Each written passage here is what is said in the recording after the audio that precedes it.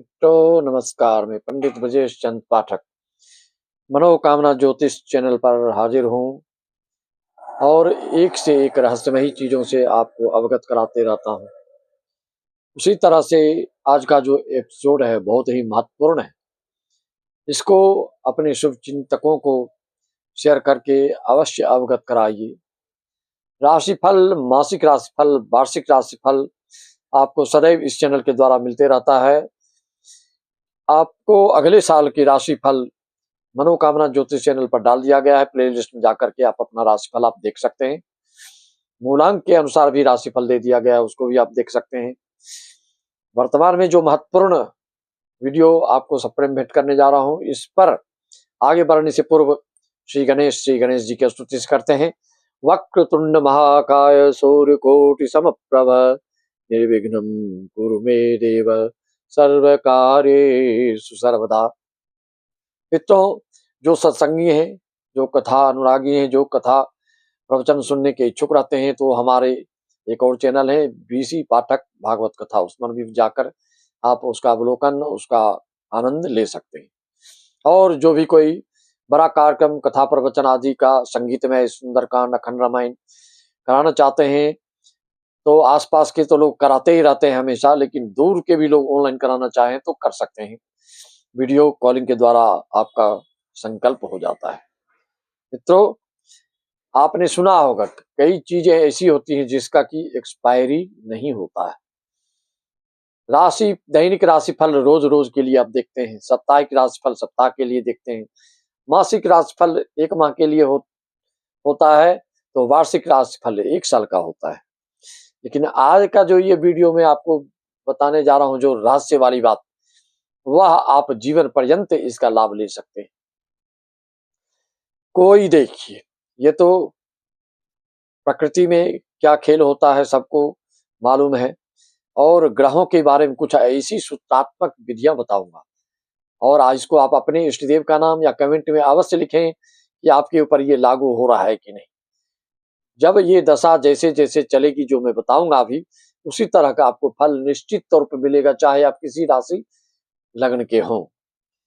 क्या है, कोई मना रहा जन्मोत्सव तो कोई जा रहा है श्मशान। कोई मना रहा है जन्मोत्सव, कोई जा रहा है श्मशान। किसी को मिल रहा है सम्मान तो किसी का हो रहा अपमान। कोई जा रहा है जेल तो किसी को मिल रहा है बेल। कोई जीवन चला रहा है तालमेल तो कोई खेल रहा है जीवन भर जाली खेल।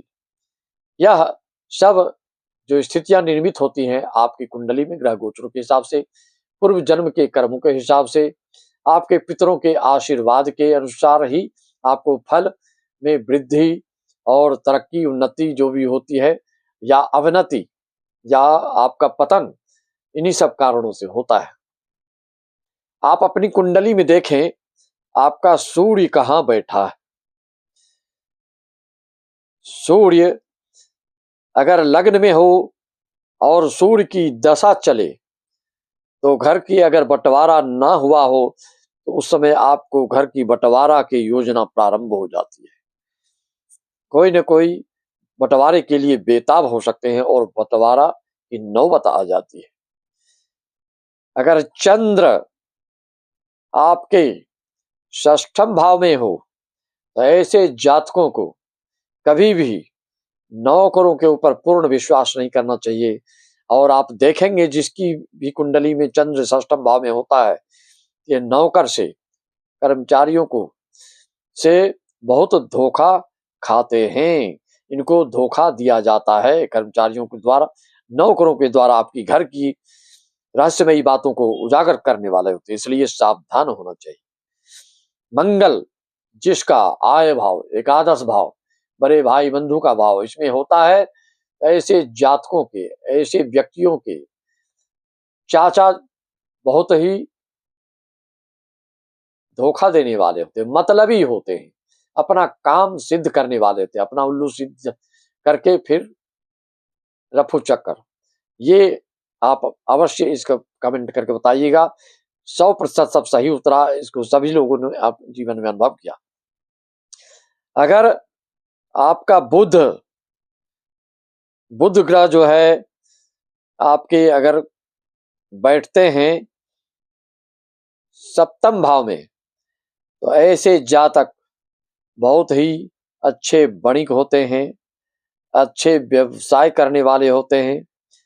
इनकी तंत्रिका तंत्र से संबंधित है जो कुछ दिक्कतों की संभावना रहती है, वैवाहिक जीवन के लिए यह अच्छा नहीं माना गया।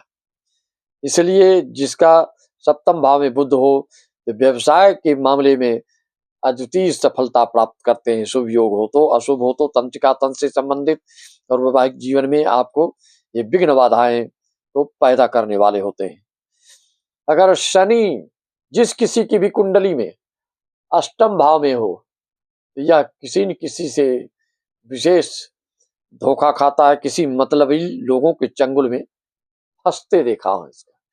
जबकि अष्टम का शनि आयु के लिए वरदान साबित होता है, अच्छी आयु, लंबी आयु। अगर मार्केश ना हो तो बहुत वृषभ लग्न, तुला लग्न, मकर लग्न, कुंभ लग्न, मिथुन लग्न वालों के लिए अच्छी लंबी आयु प्रदान करते हैं। लेकिन किसी के बहकावे में कोई मतलबी लोगों के चंगुल में अवश्य फंसते हैं।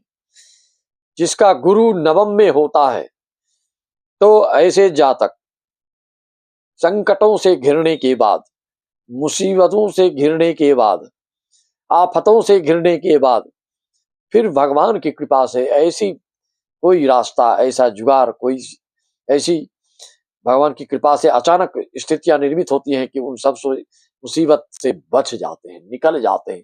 उनको आश्चर्य भी लगता है कि कैसे इस तरह की बात हुई। चाहे वो दुर्घटना की बात हो, चाहे किसी मुसीबत संकट की बात हो, इस तरह से देखा गया है। वैसे गुरु पंचम नवम लग्नस्थ शुभ होकर हो, तो व्यक्ति को हर तरह की सुख सुविधा, ऐश्वर्य, वैभव, आध्यात्मिकता, सात्विकता, सब तरह के शुभ फल मिलते देखे गए हैं। अगर राहु जिसका पंचम में होता है, वह कठिन से कठिन, दुष्कर से दुष्कर, असंभव से असंभव कार्यों को संभव कर लेने वाला होता है। जबकि पंचम राहु पितृ दोष भी देता है, विद्या बाधा भी देता है, लेकिन दिमाग आपका कंप्यूटर जैसा दे सकता है। अब कंप्यूटर और मोबाइल आदि, कंप्यूटर इंजीनियरिंग में ऐसे लोग, आईटी सेक्टर से जुड़े व्यक्ति लोगों के लिए बहुत काफी सफलता प्राप्त करने वाले भी होते हैं। खास करके दसम भाव में अगर मंगल राहु आदि की युति हो, तो शनि राहु की युति हो, शुभ दृष्टि से संबंध भी बनता हो, तो आईटी सेक्टर से ये काफी आशातीत सफलता परिणाम प्राप्त करने वाले हो। मित्रों, जैसा कि आपने सुना है कि विषधर काल सर्प योग, विषाक्त काल सर्प दोष, ये सब अचानक तहस नहस कर देते हैं, पूरी परिवार को चौपट कर देते हैं, संपूर्ण परिवार का एक साथ स्वाहा कर देते हैं। एरोप्लेन क्रैश में, या फिर कोई कार पूरा एक्सीडेंट होके पुल में गिर जाए, नदी में गिर जाए, एक भी कोई नहीं बचता है। इस तरह की दुर्घटनाएं इस शंखपाल काल सर्प दोष, विषाक्त काल सर्प दोष, विषधर काल सर्प दोष, कर्कोटक काल सर्प दोष, कुलिक काल सर्प दोष, इन सब दोषों से अचानक ही सब चीज बनी बनाई हुई एकदम राज भोग भोगते हुए ही अचानक सब समाप्त हो जाता है। इस तरह की कुंडली में भी आपने देखा होगा। उदाहरण के लिए, चाहे वो इंदिरा गांधी हो, चाहे राजीव गांधी हो, चाहे संजय गांधी हो, चाहे बहुत सारे ऐसे उदाहरण है, महात्मा गांधी हो। यह इसलिए मैं बता रहा हूं कि सब जानते हैं इन लोग। ऐसे बहुत सारी घटनाएं आप अपने मोबाइल में, कंप्यूटर में, टीवी में देखते रहते हैं, किस तरह घटनाएं घटती हैं। यह सब योग कुंडली, जिसकी कुंडली में होता है, उसको अच्छी तरह से एक बार बढ़िया से कथा श्रवण करना चाहिए। पितरों के दोष और जन्म जन्मांतर के दोषों को समूल निर्मूल करने के लिए यह पर्याप्त होता है।